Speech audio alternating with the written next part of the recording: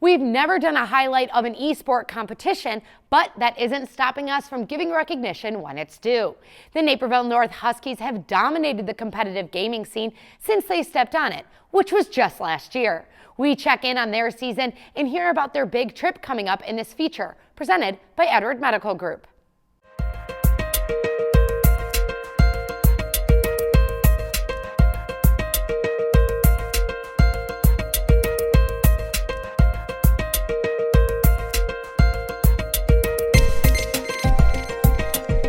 Things tend to move quickly in the world of high school esports. Just a couple of years ago, hardly any schools in Illinois had an esports club team. As recently as May 2018, Naperville North did not have an esports program. But by May of 2019, the Huskies varsity Overwatch team won the IHSEA state championship despite being in the first year of its existence. Just over 6 months later, the whirlwind of success continues for club sponsor Chris Terpstra and the Naperville North Esports team. After we completed the state final last year, the students approached me and said, we want to kind of raise our game a little bit. We're looking to maybe enter a national tournament. So early in the fall, we were looking around and we chose the NESEF, the North American Scholastic Esports Federation, and entered their national tournament where they had almost 200 schools competing nationwide. Again, in a national tournament setting, and then we played schools in Minnesota, and in Iowa, in Texas, and it was really kind of cool to experience some of that in the esports culture, being able to play schools from across the country. As the season wore on, and we were able to, we ended up getting the #1 seed for the playoffs in our division. Come to find out that if you win your said division, there was 4 divisions, that the winners get to go play in person in California.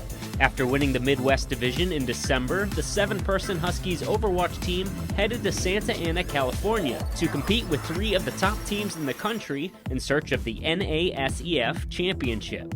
Making it to California this year and winning state last season has had many positive effects on the future of the club, according to team member Gavin Drummond.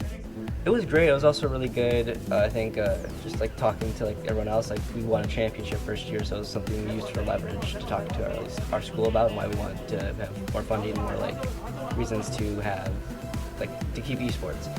But also just seeing it all explode all over the country is insane to me.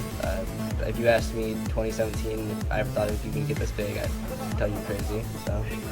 After losing 2 team members to graduation, one of the club's newest participants, freshman Elise Wang, stepped into a key role with the varsity Overwatch group this year. Right now my role is mostly on support, so I'm the healer of the team, so if teammates are low, I heal them, and if I see teammates need help, then I'm able to call it out. It's been really interesting because I never really thought of video games as something serious. I was even playing with my friends, and they told me to take it more seriously because I was just having fun and being kind of brain dead playing.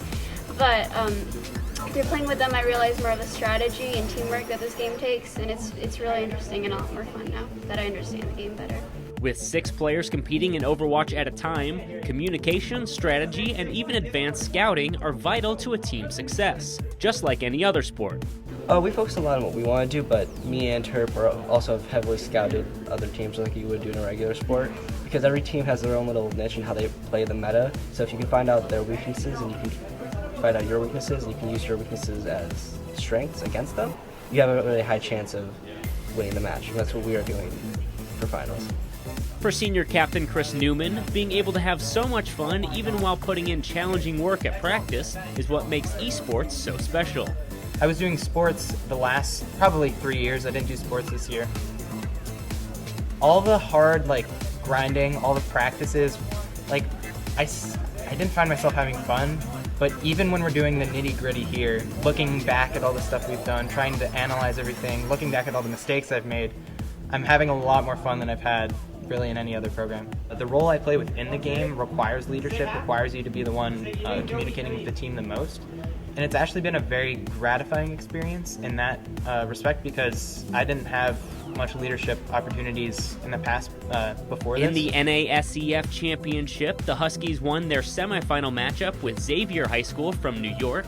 And in the finals, Naperville North's incredible run came to an end with a second-place finish behind Rockland High School from California. With unprecedented early success with the program and over 150 kids taking part in the club at Naperville North alone, an exciting future awaits for esports members in Districts 203, 204, and all across the state of Illinois. I compare it to other sports. So like we go and we watch a football game or a baseball game to watch someone perform an art, literally an art form, that we ourselves can never hope to achieve that kind of level. And it is exactly the same thing for this esports, except it's in a medium that, you know, a lot of us actually do participate in the video game world. And what's so cool about it is you're sitting down and you're watching someone play something better than you ever could hope to.